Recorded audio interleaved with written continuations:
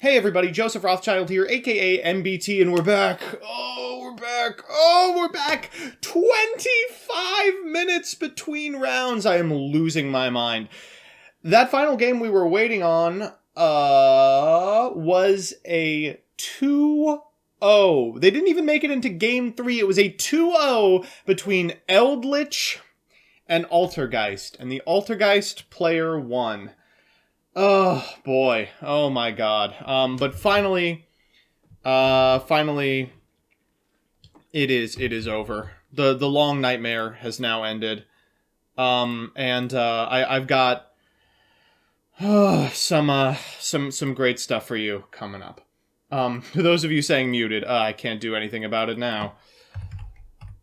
Let me see if I can find our next feature match. So you were all pretty specific about what you wanted to see, and I understand it. Hey, I hear you. You want to see Secret Slayer decks, and I'm here to oblige. I mean, I would never want to prevent you from watching the absolute best that Konami's newest set has to offer. As a result, we are going to take a look at Rikka. That is right, Rikka.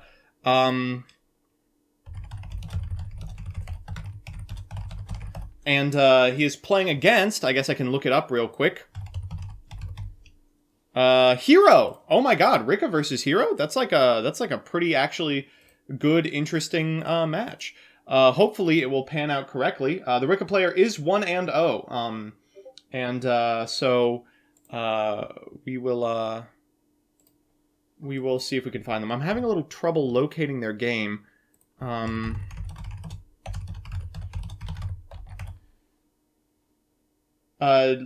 give you a couple of updates while we're waiting on this as well. Jeff did pick up his first game. He was not the last one. He was not even close to the last one. Oh, found him. Okay, great. And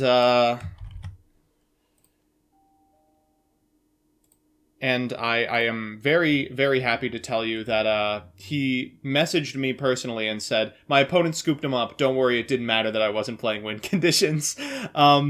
Let me go to the in-game here. I'll start changing the individual names. We've got the Mr. Grumpykins on Rikka, and he's going to be playing against, what is this? Blaziken A. Tom on Hero. I'm really excited to see the direction Hero goes in. Because, of course, they lost Malicious number 3. I'm a really, really big Hero stan, a huge fan of Stratos. I have the Stratos fan cam on at all times. So I'd like to know what their take on the archetype is, what they intend to do with it, and hopefully we'll get to see that paralleled with the explosive tributing plays versus Rikka. We're in the game now. We're just waiting on the opponent, and I hope that they show up shortly.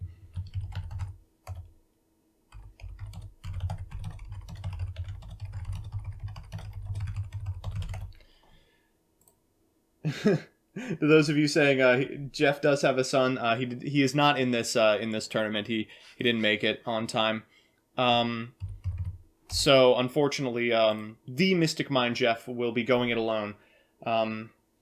15th turn kill. That was the previous game. It was a swift 2-0 for Altergeist, which of course took 40 minutes.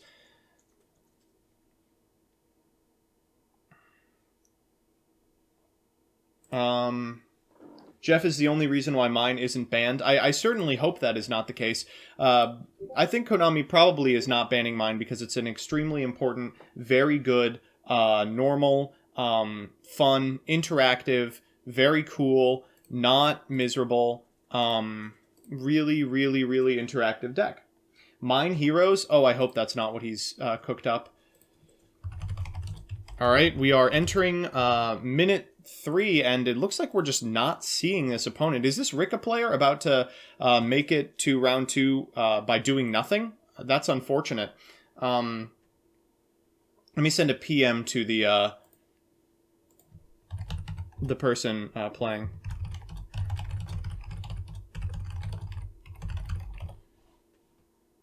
Mine is the biggest turnoff. Absolutely true. When do we get that interview? If Jeff wins, I will call him on his home cell phone, and I will put it next to the microphone like this, and you can all listen to him tell you about the explosive lines that Mystic Mine is capable of. Yeah, no response from this person. Oh, they are in. Whew, thank God. All right, I will transition you over to their game, and we will get into round 2. All right, just waiting on these two to start. Both of them picked up their first match. Both these players are undefeated, so we will likely be seeing the best of the best that this format has to offer. I'm kidding. After one game, basically anything can still be topping, including Rikka.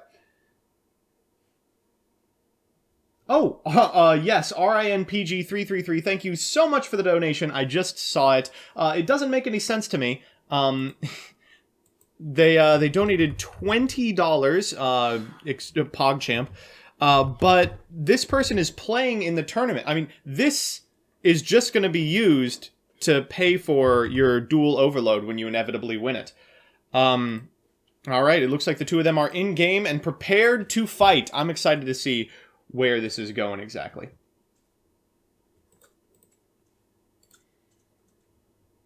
All right, so the two of them in the locked in the eternal battle of rock, paper, scissors. The most important... the most important interaction in all of Yu-Gi-Oh! These days.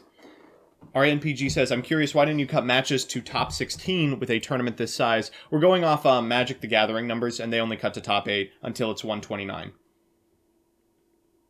Which is why. I'm suddenly starting to realize why exactly these matches took so long. These players are having trouble navigating RPS. You know, what's going to happen when they have to actually make meaningful choices? Meaningful choices in Yu-Gi-Oh! Also. Omega lol. Paper Gang, I agree. Alright, and we are underway. So let's see who's going first, and it's the hero player. Terrible news for Rikka. So with that knowledge, I expect that we're going to see, at the very minimum, some sort of... Dystopia or Plasma or something this turn. So you can see we've sent a Malicious for Ferris. That pretty much enables the entire line. The unfortunate part of a new hero is that you need to have a way to special summon exactly one additional hero if you want to go for a Dystopia Plasma line, because you no longer have access to that third Malicious with which to do so. So they're going to use Vion in order to send a hero to the graveyard. I think likely it's going to be Shadow Mist, and then Shadow Mist is going to search something like a Stratos to eat up the normal summon. I've been an advocate of maxing out on Solid Soldier specifically in order to net that additional normal summon, but I'm interested to see where they go. I swear to you, this will be Toad Hero. God, I hope not. Alright, there's Shadow Mist, and Shadow Mist will, of course, add absolutely any hero from the deck to the hand.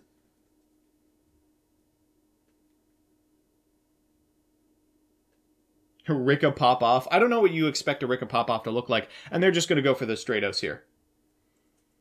Next, they're going to activate Vion's second effect. This is the one I always forget to execute in paper. They're going to banish the Vision Hero Ferris to get a copy of Polymerization to hand. Critical to summoning that Destiny Hero Dystopia. Incredibly powerful card that just absolutely wallops almost any deck. Now they'll tribute them both to normal summon Neos. I'm just kidding, chat. You're very funny, though. Don't worry. And we're going into Cross Crusader. So Cross Crusader has the ability to bring back a Destiny Hero from the graveyard. We'll, of course, bring back Malicious. Then we'll activate the second effect of Cross Crusader, which will tribute the Malicious in order to find any hero. And you usually use this to get a Destiny Hero Dynatag for Polymerization fodder for the inevitable Dystopia. But it looks like instead they're going for a Solid Soldier. They're going to normal summon the Solid Soldier for that extra summon I was talking about. Special summon this copy of Stratos. And then they can use the Stratos to get the Dynatag if they so desire, ending on a board of Plasma if they've already got it, plus Dystopia. They do need one additional search for this. Again, these lines are so much harder these days. Hero more like cringe? Don't know about that. Hero's great. I will not tolerate hero hatred on this platform. This isn't GX's... This ain't your mama's monologue.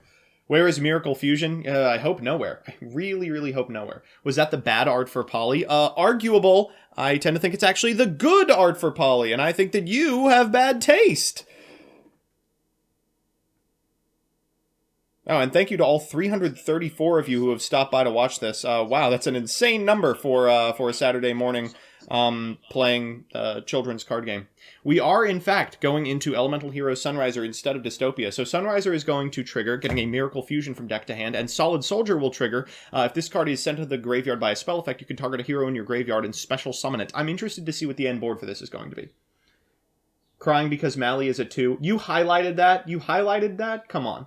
Please stop searching, he's already dead. Oh, if only that were true. This is like Anakin in episode 1. Only a hero can kill a Jedi. I wish that were true. Ban the hero hater, you got it. Feel free to send all hero hate to him on Twitter. Simo, do not, do not tell these people that. Alright, so there's, man, there's Plasma, but this board is just so much less powerful than previous iterations. I mean, imagine if you had made a Dystopia and a Plasma. Instead, you're making Sunriser, which has absolutely no quick effects, and Plasma, which, while admittedly powerful, is nowhere near the house that Dystopia is. Well, the mask change on the Malicious will accomplish a lot. That'll go into a Dark Law. Suddenly, forget everything I just said about this hand. This opens great. So it's going to be Miracle Fusion, Dark Law, Plasma, Sunriser. I don't know what you'd get off Miracle Fusion that would have a quick effect or make any impact on the immediate board, but, you know, Plasma plus Dark Law is likely enough to beat just about anything. And of course, we are Miracle Fusing for an Absolute Zero, which includes a Liquid Man activation. When this card is banished to be used for fusion material, you can draw 2 cards, then discard a card, and they're discarding the second increase. That's fantastic. If that set card is Mask Change, this actually might be lights out for them. Everyone send cringe to MBT on Twitter. Oh, forget you. What the F does Sunriser do? Sunriser does 2 things. When it's summoned, it adds a copy of Miracle Fusion from your deck to your hand, and when an attack is declared involving a hero and a monster you control, you can target a card your opponent controls and I believe send it to the graveyard? No, destroy it. Man, that would be so much better. Wow, so Grumpykins leading with Moray of Greed. The Rikka monsters, all water, by the way. Alright, well, I'm excited to see just how flowery these snowflowers get. I believe we'll see a Dark Law activation at resolution of this. Maybe, maybe not. Man, and this is just such a hard board to work with. A lot of the Rikka monsters trigger in hand, so it's not really that big of a deal that Plasma's on field, but you got to get rid of it before you do anything else, and if that set card is a Mask Change, yeah, he's just going to surrender. Okay, well, quick round 1. Such as Yu-Gi-Oh! Mr. Grumpykins lost a die roll, and all of a sudden Rikka is a sitting duck. Main deck to Raigeki. This board is insane. It's okay. It's not that good. I mean, it's not that good. How do you highlight a message? You're doing it, folks. So if you're the hero player, of course, hero is a deck with very few flex slots. You have things that are only good on the play, like Called by the Grave that you can board out of. But you don't know what your opponent's really doing. You saw a flash of a Rikka monster, but I don't think you're expecting that they're all in on a Rikka strategy, something that only a fool would do. If you're the Rikka player, now you know exactly what your opponent's up to. And hero is a deck that it's actually decidedly easy to board for. You want to bring in things like Mystic Mine, Nibiru, cards that equalize board states, because if you can equalize your opponent's opening board, you can win the game. How is this board different from Pendulum? Well, Pendulum has these things called negates, and negates prevent your opponent from popping off. Absolute Zero and Sunriser, notably, don't do anything on the field. They just sit there like Dinguses. Plus, every single piece of interaction is telegraphed, just like Pendulum. The difference is, it doesn't actually restrict your opponent's setup, just their ability to withstand hits. So if you're able to find a way to negate Absolute Zero's effect over the course of an extremely long turn 1 combo, it doesn't matter that they made it in attack position. I love when the duel is just turn 1. God, are you gonna love this format. You beat that board by going, yeah, game 2. Hero always wins in the end, boys. I wish that were true. Pendulum boards don't die to Lightning Storm. That's the actual answer. You figured it out. Bring Rikka to the tournament to get into the Trinity side event ASAP optimal. Don't worry. Anyone is able to drop at any time. We've already had a single drop, and we're going to have a couple. We give people who overslept an additional round, but there's about 8 people who are likely just going to drop for failure to show up. Joey, can you explain the Dingus Chungus continuum? Yeah, of course. So, one of the big disagreements between Marx and Bakunin is that Bakunin is an advocate of dingus-oriented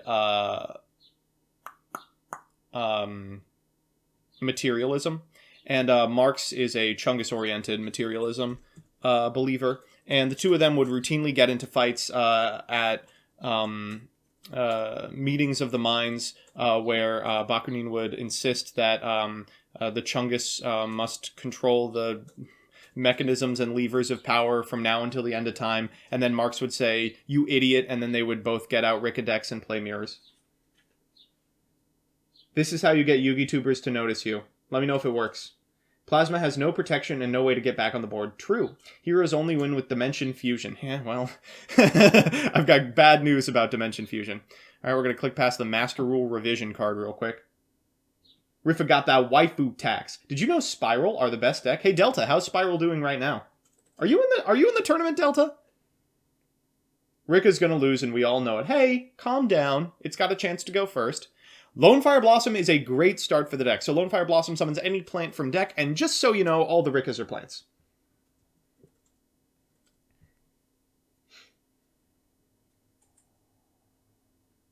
Meeting of the Minds, more like Yu-Gi-Oh! Locals. If you all aren't talking about deep leftist theory at your Yu-Gi-Oh! Locals, what are you really doing? And now we're seeing the reason why Lone Fire Blossom isn't nearly as played as it is normally. Ash Blossom and Joy Spring ends the turn. Are you kidding me? This is all we're going to get to see Rikka do? Pass? Man, if I see exactly E-Call, I'm going to lose it. Chunguses have been vindicated by history. Oh my god. I need to stop reading Punk Rock Lee comments on stream. He's too funny. We're going to go E-Emergency Call into Stratos or Shadow Mist, or, you know, it doesn't really matter. Depends on the hand.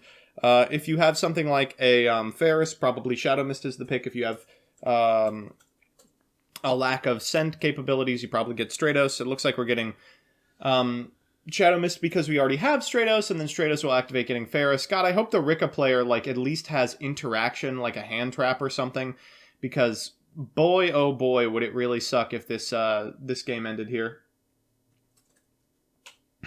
Imagine if that Lone Fire got ashed. I don't have to. Rikka has done 2 things this turn. We haven't seen a single Rikka card. That's not true. That's not true. You saw the yellow one get sent for Moray of Greed. There we go. Man, this is so sad. This is... I really was holding out for Rikka. They won round 1. They were ready to make the unbelievable push all the way to top 8. And yet, here we are. Extend hand. Bad deck's bad. Who is surprised? Come on. Give it a little more. Yeah, I'm not really surprised about this at all, I'll be honest with you. They're getting a Liquid Man. They've already used their normal summon. I'm interested to see where this goes. It doesn't really matter. Heroes' interesting lines are on the play. On the draw, they just make big attacking man and attack very hard very quickly. Will Nibiru hit the field? If there's a Nibiru in the Rikka player's hand, they actually do win the game. So, you know, do keep that in mind. Ash, the superior blossom, the peak plant evolution. Oh, that's funny.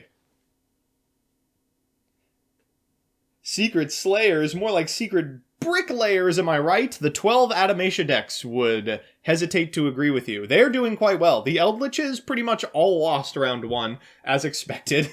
But the Adamasias are doing hot. Or Adamancipators, I'm not going to remember that. Rikka more like Bricka. Yes, that's the perfected version of that joke. Hero player pass turn, you won't. Oh, we're going to find out. So, I think the only scenario in which Grumpykins wins is if the hero player sees big number on Trinity and summons it without reading the text on Trinity. Oh, Siberian is talking to me. Alright, so... Spiral can do a 3-card combo that ends with 3 pops. More fun Spiral facts at 1. It is 1247. Hero should make triple Anki to assert dominance. That's a good one. You know what? I've been a long-time Hero stan, but this is bullying. Alright, so here's Malicious. You can use the effect of Cross Guy to tribute Malicious in order to add anything to hand. I mean, yeah, it doesn't matter. You could add...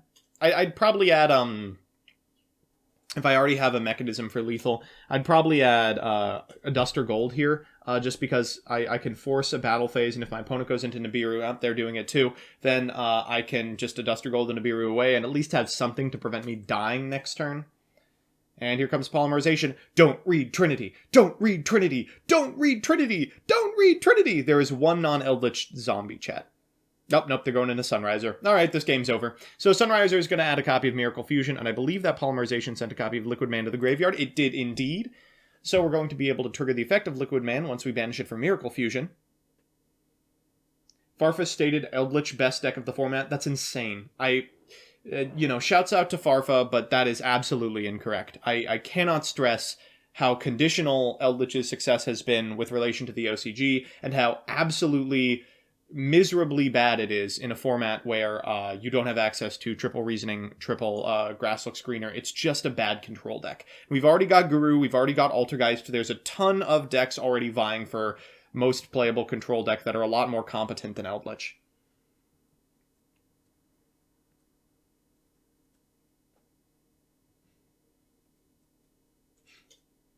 Are there any Unchained? You know, the next secret meta deck? There are Unchained in this tournament. I'm very excited. I don't know if they picked up Game 1, though. I didn't check. All right, and the cameraman is now hard at work typing in results. We are getting them in, folks. Despite the fact that this game has been about 3 minutes in its entirety, we are getting them in. All right, so this is lethal. I think you probably stop the combo here. You force the Nibiru from the opponent if it exists, or you bully them a little bit further. Whoa, don't know about that one. Fusion Destiny is probably still fine, of course, because Bane is a dark. So worst case scenario, your opponent is going to Nibiru you, and you'll be able to keep a big token in Bane. And wow, Dystopia targeting the draw guy for insult to injury, and that's time in the round, folks.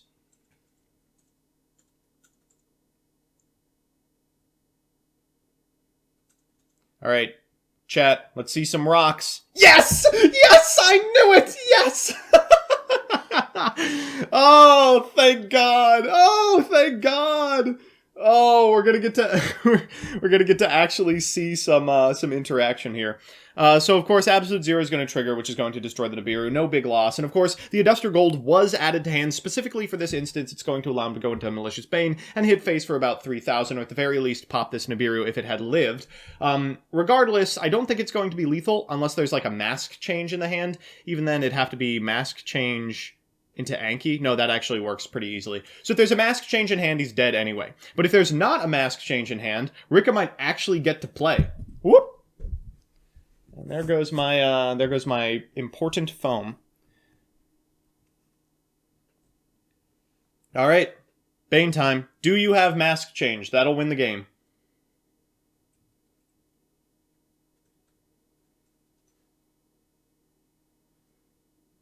Ooh, and he doesn't! Oh, maybe he does. What card would you set going second as hero? Oh, two of them! Two of them! Maybe a Cosmic Cyclone?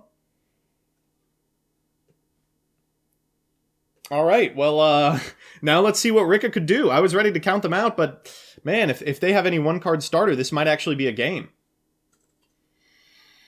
They are going to have to get rid of this rock, though. That's a big chonker of a token. 10,000 attack. That's the kind of attack you only get playing hero. Alright, so Draw Guy is going to trigger and standby. God, really hate this. That's going to draw both players a card. Maybe they were not going for lethal because they knew, like, doing extra damage that doesn't kill your opponent isn't particularly good, and they want to not have to send Malicious Bane for the target for Darklaw. I guess we'll find out right now, right? So, Sunflower Petal says, during your main phase, you can take a Snowflower monster from your deck except Petal and send it to the graveyard or add it to your hand. Then you can't special summon except for plants. It was just infinite impermanence, so hopefully Grumpykins has a follow-up play. God, I hope. I mean, it's likely. A lot of the Snowflowers require you to tribute a plant, and just having a plant on the field is often enough. Yep, and there's one of them. So Rikka Snowdrop is going to special summon itself and a plant monster from your hand, and then it locks you into just plants. But this is a really powerful card for two reasons.